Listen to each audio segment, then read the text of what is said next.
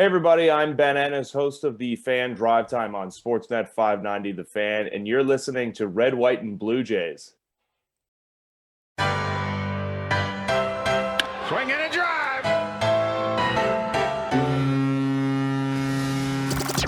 Welcome to Red, White, and Blue Jays, the podcast home of Blue Jays Fans UK, a group connecting Blue Jays fans around the UK and beyond, and telling their story.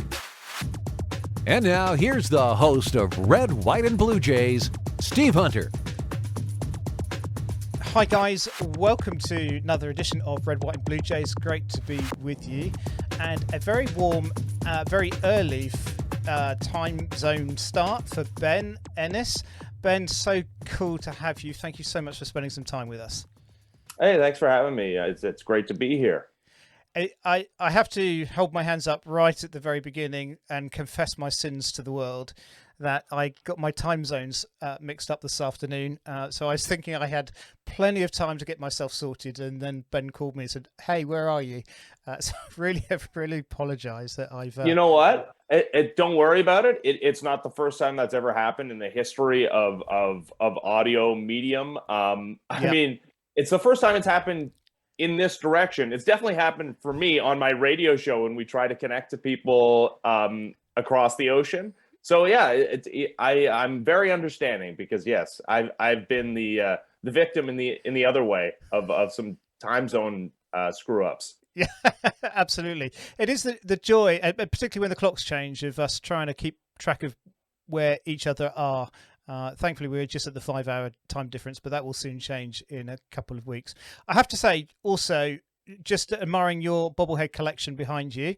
I've done pretty well considering, I'm based in the UK, so I've managed to get a few. How long have you been collecting your bobbleheads there? Well, let's see, about 20 years. I used to do a show for one of the television stations here that required me to attend every single Blue Jays home game. And as home media, you're given the giveaways that the first 15,000 or so fans are given. So there's a couple of years there where I did really well. My kids are obsessed though. They were so mad that we didn't get to go to superhero bobblehead giveaway day at the Bo Flows bobblehead where Bobblehead has the real hair. They were super into. You got that one? Yeah, that's a good one. There we go. I got the Vlad and Dad bobblehead from this year. Yeah, he's there. The problem with my Vlad and Dad one, and maybe you can help me with this, is that we just moved a couple of months ago, and in the move, I lost the bats, the bobblehead bats out of the hands. So I've done some transferring of some lesser liked bobbleheads. I've taken the bats from those and put it in that bobblehead, but I'm one bat short, and I don't do I have to?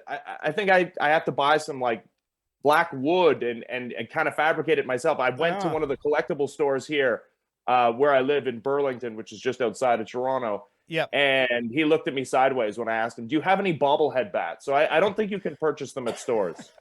You need to get hold of David Meads.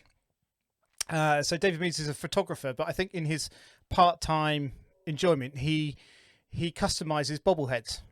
Is that right? Yeah. So I absolutely do need to get in touch. You need to get hold of David Meads. I think he's based in Toronto, based on the number of photos that he takes. But if you look him up, he's a keen bobblehead connoisseur in terms of surgery.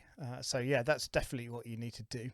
Yeah, it's not a complete bobblehead without the bat. Bat. Exactly. And I've had a couple that have unfortunately had a bit of surgery on them when they've arrived here.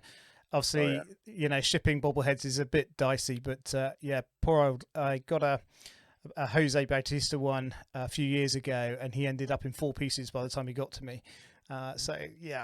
Super glue does wonders. It does. Yeah. No, he's holding up there. He's doing all right. So nice. Good stuff. Ben, it'd be great to hear a little bit about your storyline in terms of how you ended up doing what you do. Growing up, was media always the arena that you'd hoped that you would end up in? Yeah, it's funny. So many people in this industry it's not excuse me, it's not the area they intended to be in professionally, and twists and turns and roads veering, they ended up in media and sports media. For me, it's all I ever wanted to do. I wanted to be happy professionally. I didn't want to do a job that I hated. And 92 and 93 was pretty formative for me when the Blue Jays were winning back-to-back World Series. Maple Leafs were pretty good back then as well, but they didn't win a championship. And when you're sub 10 years old and you see the excitement of a professional sports franchise in your city win a championship and all that entails, and you think it's going to happen every year, because it did for 2 years. It happened every year. The Blue Jays won the World Series. I said, well, how do I get involved with this in some way? I had a family friend who worked in the local, well, not the local radio station, but the one Toronto sports radio station, which was just called the Fan 590 back then. He took me on a tour. We had actually Jamie Campbell went to my high school, hosted Blue Jays baseball on Sportsnet. That's cool. So yeah, he came one day to give us a speech to talk about his career path, and I followed up with him. I got a tour of the Sportsnet studios. One thing led to another. I was interning at the Fan, got a job at Sportsnet, started off cutting highlights.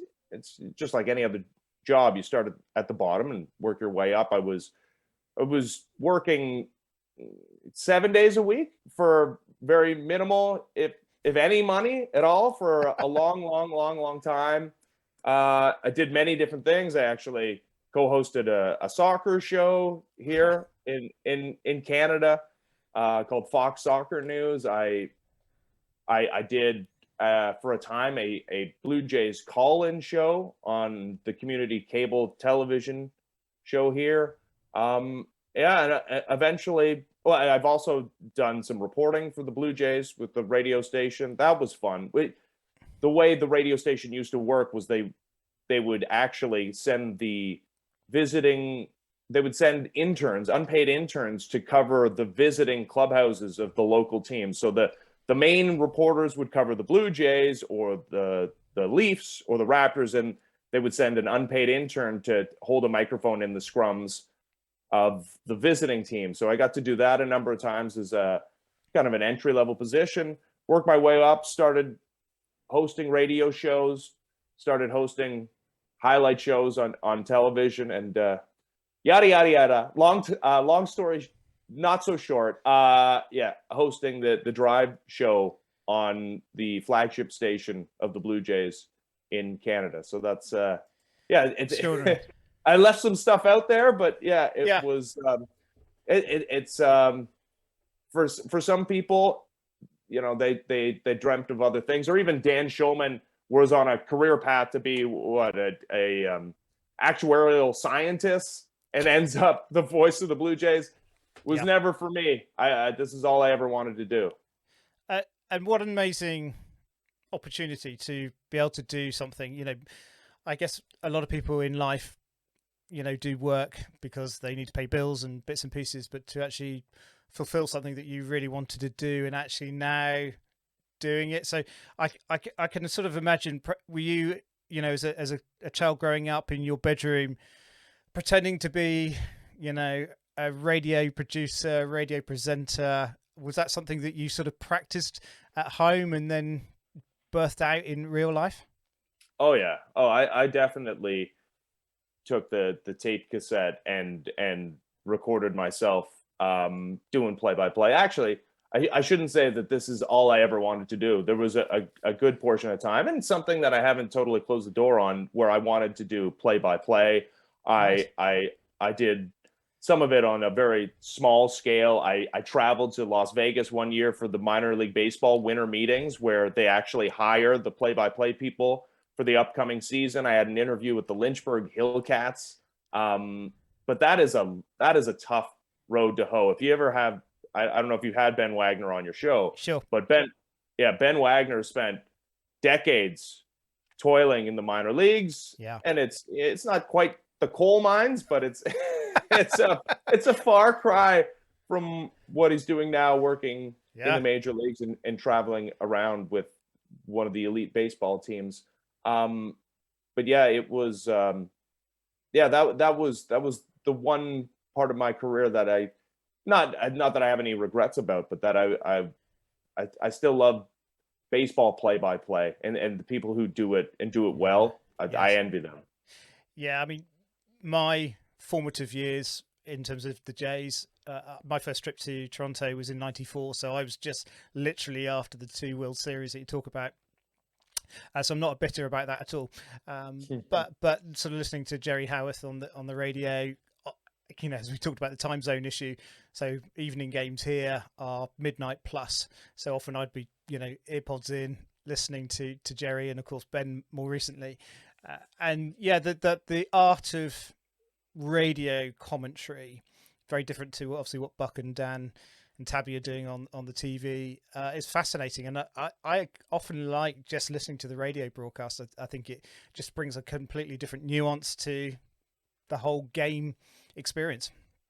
100%. And it's I mean, part of it is the time of year that baseball is played, that so many people in the part of the country, part of the world where I live, they go to cottages, they're spending time outdoors because 6 months of the year, it's not fun to go outside outdoors. And for the brief glimpses of warm weather here in the summer, people like to get out.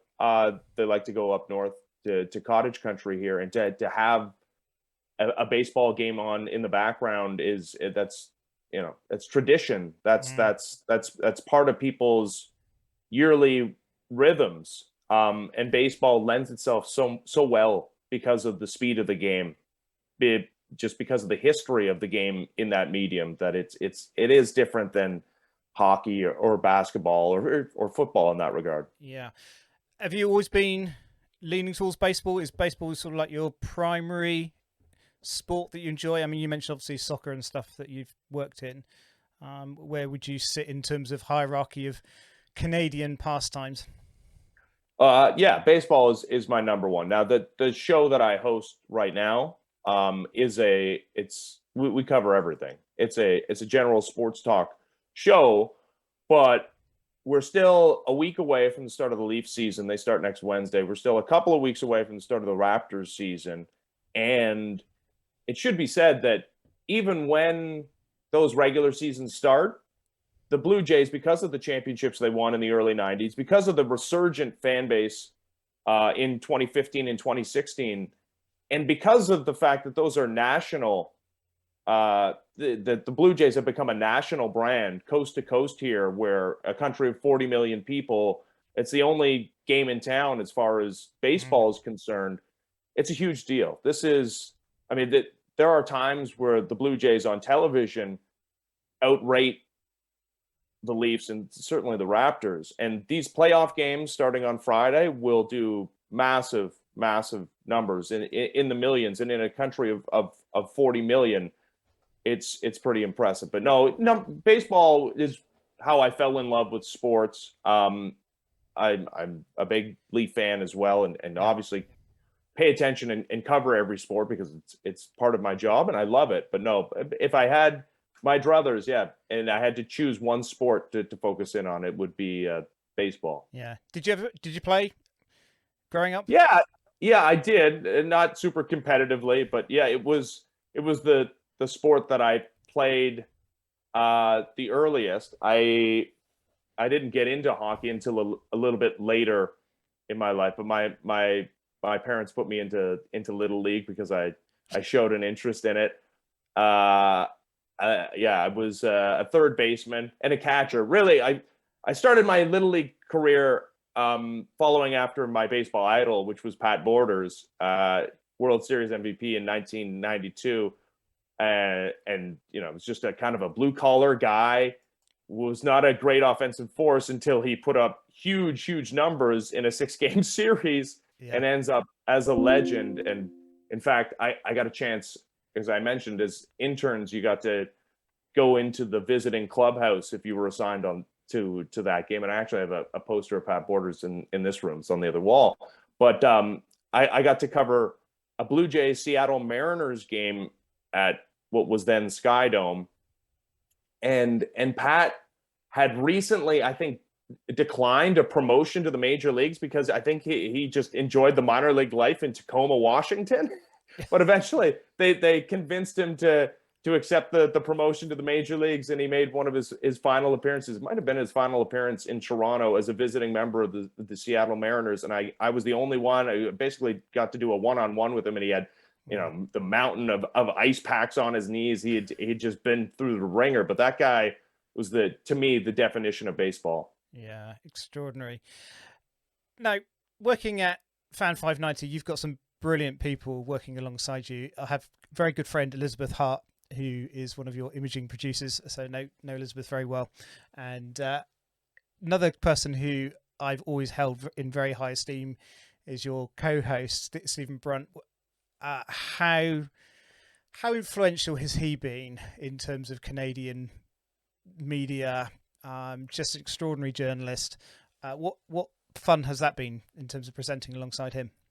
It's been the thrill of my professional life is the way I described it. It took a lot leading up to my first show with Stephen Brunt to get myself in the right headspace to understand that was actually happening, because not only grew up watching the Blue Jays, I grew up listening to the radio station, which actually its first year of existence was 92. It formed in September, so just a month prior to the Blue Jays winning their first World Series. So my formative years in watching sports was also my formative years in listening to sports talk radio. And Stephen Brunt and Bob McCowan and some of the great names of that time were hugely influential in me and in my development. And I would also say that, in this country, not that hot takery is bad. I think sometimes people look down their noses at it a little too much, but I do think there's a little bit more nuance in Canadian sports media commentary. And I think part of that are guys like Stephen Brunt, and maybe specifically Stephen Brunt, who's, never had a hot take in his life, right? But is so thoughtful and so smart, frankly. And it's just, he forces you to raise your game, to raise your, not just sports IQ, your IQ. Yeah. I mean, he's a wordsmith, isn't he? I mean, some of the video montages that he's voiced over and stuff. I remember one for a couple of years ago. It's just extraordinary. And as I've said to other guys from your network, the quality of it's being produced out of Sportsnet, both radio and in terms of TV stuff, is so good. And that's helps us fans like me who are not able to get to a game that often, just feel part of what's happening in your part of the world. It's fascinating to see that take place. And Stephen has been very formative. Of course, the other couple of people that I guess you were slightly head to head with in terms of ratings was, of course, Tim and Sid when they were together, and now Tim on his own with a few friends. Do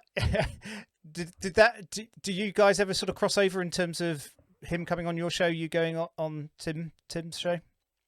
It's difficult when our shows run at the exact same time. We're both 5 to 7 Eastern time. But Tim and Sid used to come on my various iterations of radio shows. I haven't always been doing this time slot. And we see each other. We work in the same building every day. We pass each other in the parking lot. But it's a physical impossibility to be in two places at once. Yeah. So the way things work right now, we haven't been able to do a home and home. But we've had Tim on and Sid when he was at the radio station. We used to do NFL picks with Sid. But have a good relationship with both of those guys. Yeah, they're brilliant people, and again, great journalists and great presenters. Now, Sportsnet, as I've said, we love watching you guys. Obviously, in terms of the Jays coverage, we get it via MLB TV, and we had a bit of news yesterday that came out I saw this. Yeah, that's caused a bit of controversy over here, which we're, I mean, quite frankly, hugely disappointed with. So it appears that MLB have done a deal. So we have another cable station or satellite station here called BT Sport, where they are going to be broadcasting the games. But of course, everybody here, we're subscribing into MLB TV. We've watched you guys, or Sportsnet, through the whole year. And then we get to the most important games of the season, and suddenly that ability to watch has been taken away, which they've never done that before. I just can't get my head around it.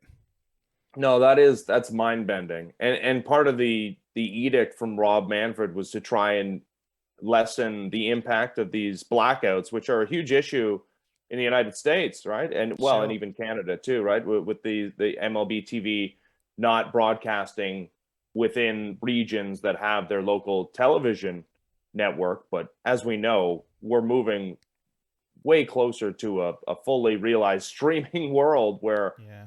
probably in the next 5-10 years, it's going to be the only way to access live sports through the internet, through streaming. And that's mind bending. At least, I mean, so I guess they're just trying to squeeze a couple extra dollars or a couple of extra quid out of you guys by making you subscribe to another at least I suppose there is. It's not like you're out in the dark entirely then. No, we're not out in the dark entirely. We obviously won't get the Sportsnet feed. We'll get the, whatever ESPN are checking out. So yeah, we will miss out on that benefit. So yeah, we can watch it, but I think the ripples on this side of the pond are huge, and not just in terms of Blue Jays. A lot of my friends who are MLB supporters of other teams are all feeling exactly the same thing. It's just, and particularly I think with the backdrop of MLB wanting to push internationally. Also we had our London series back in 2019 with the Yankees and Red Sox, hoping that the Jays might get picked for one of those games going forward. So there's obviously an appetite to take baseball overseas, but to make this move with the platform that everybody watches through here just seems to be a huge backward step. Yeah, that makes little to no sense. Yeah, you mentioned the Sportsnet broadcast.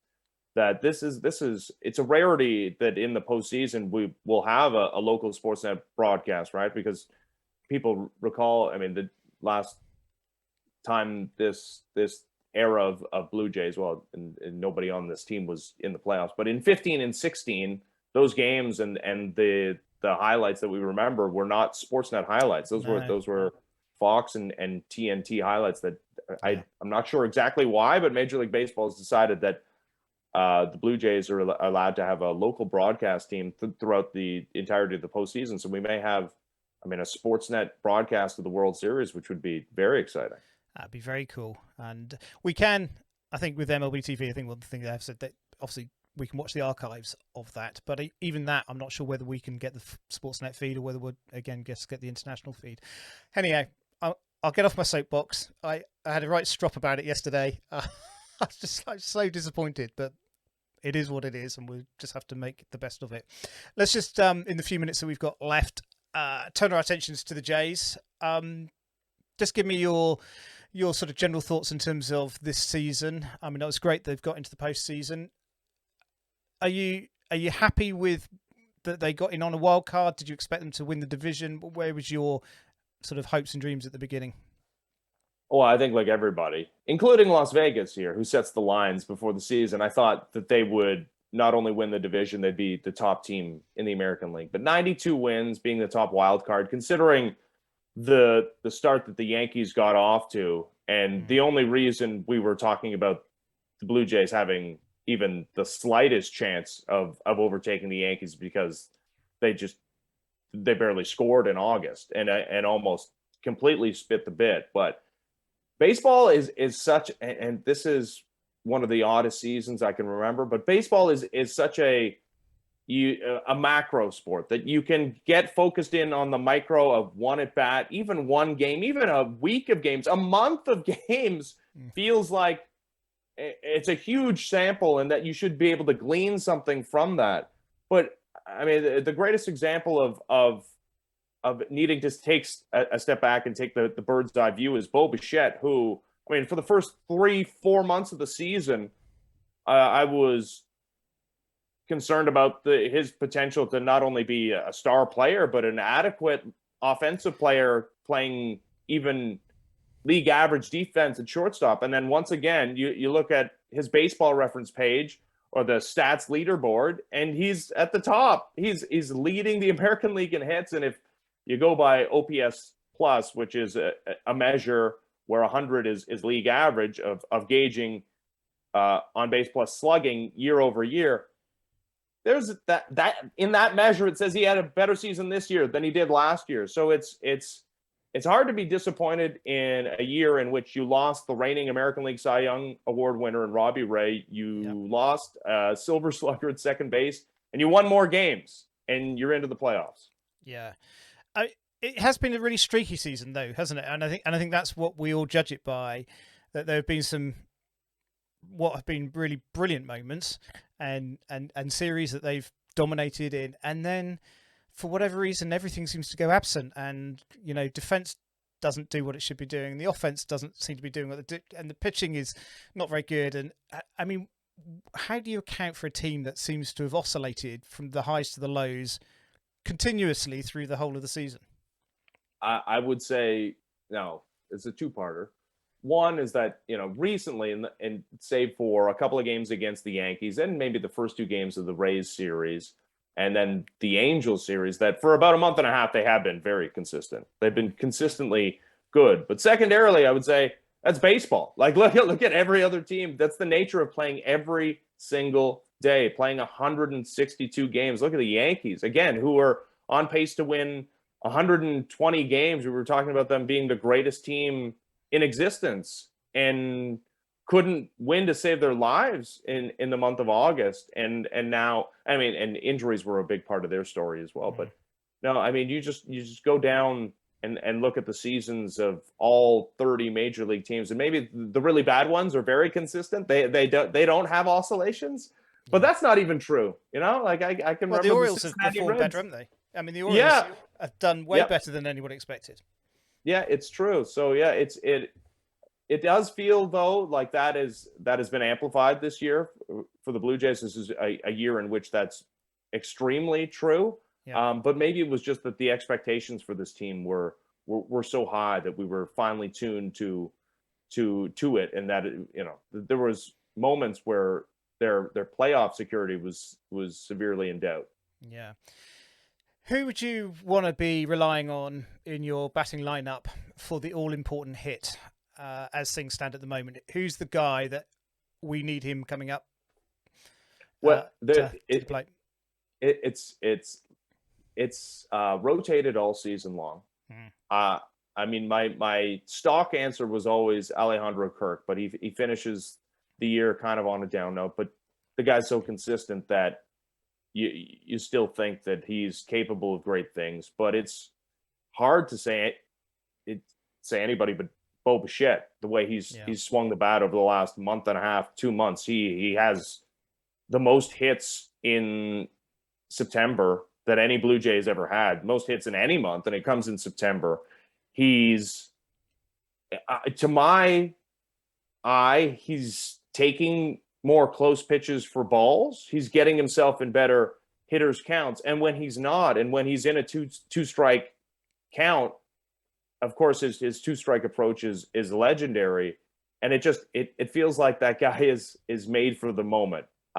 It's really, it's hard to have an answer other than Bo Bichette right now. Yeah, no, I wouldn't disagree with that. I think George Springer for me still is close behind. I think Vladdy hasn't, as everybody's sort of documented, hasn't had quite the season that we had hoped for. But, in the moment, he can also pull it out the bag. Pitching-wise, obviously Manoah is out and out, just so good. I mean, there's not much more we can say in terms of superlatives in terms of his performance. Gosman picked up the cut on his finger. I think the Jays are basically saying that should be okay. I was more interested in your sort of game 3 proposal in terms of Barrios, Stripling. A preference on one of those guys? Yeah, I mean, if we're just basing this on merit, it has to be Ross Stripling. I am curious though to see the deployment. The Blue Jays, like the Mariners, have only listed a game one starter.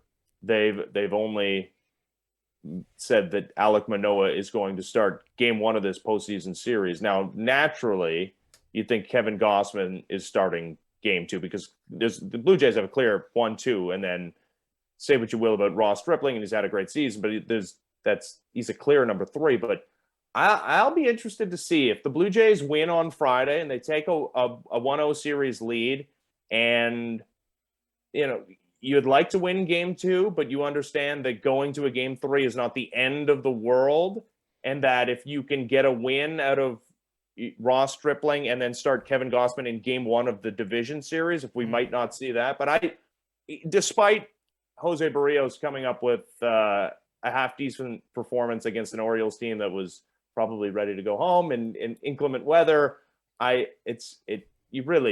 you can't make an argument for anybody other than Ross Stripling as the third starter in my mind. No, I think you're right. The management, obviously, of the starting pitchers in the bullpen are going to be critical as we go through the postseason.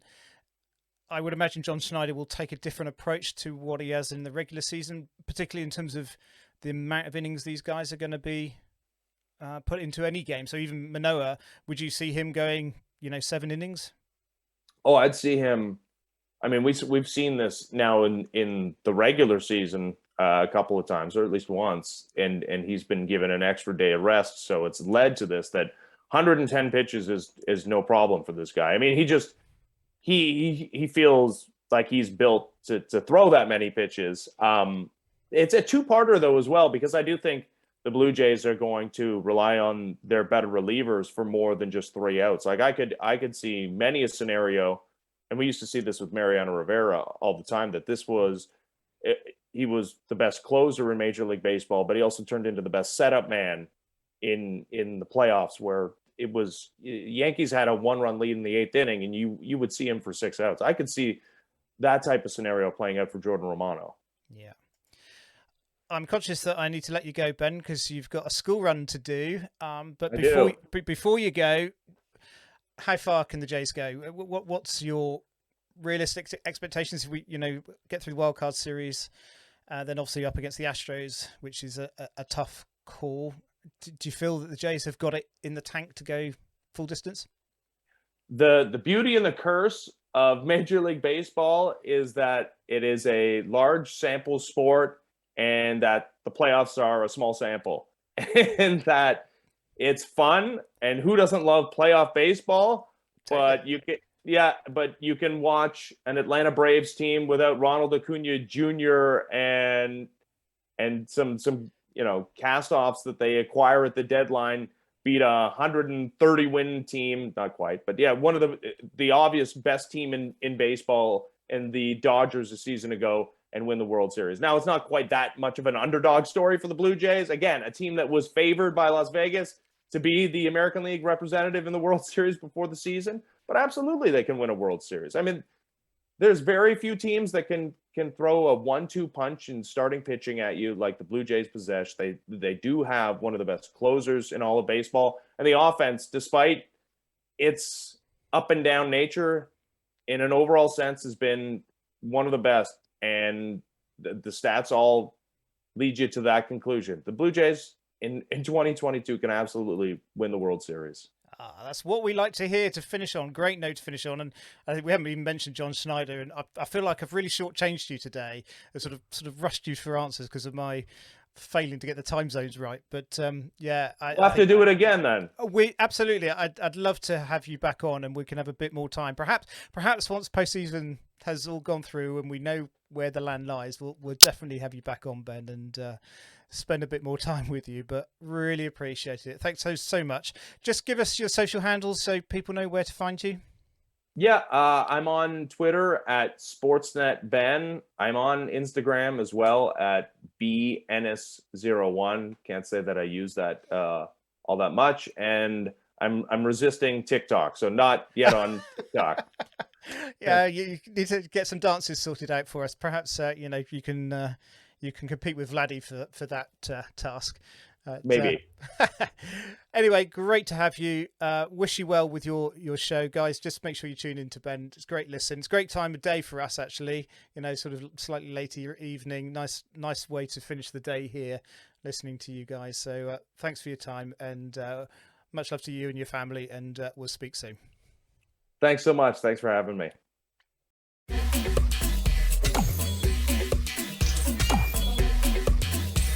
The Red, White, and Blue Jays podcast is a production of Blue Jays Fans UK. If you've got a Blue Jays story to share, let us know. Email us at bluejaysfansuk@gmail.com. And follow along on Twitter and Instagram at Blue Jays Fans UK. I'm your announcer, Jim Langton. Thanks for listening.